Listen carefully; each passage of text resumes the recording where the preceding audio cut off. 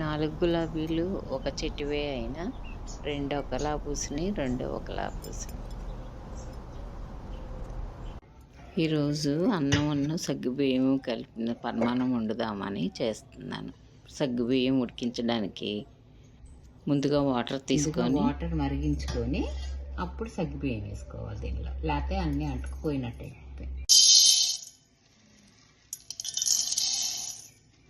మరుగుతున్న నీళ్ళల్లో సగ్గుబియ్యం వేసి కలిపేసి అప్పుడు కుక్కర్లో పెట్టుకోవాలి, తొందరగా ఉడికిపోతుంది.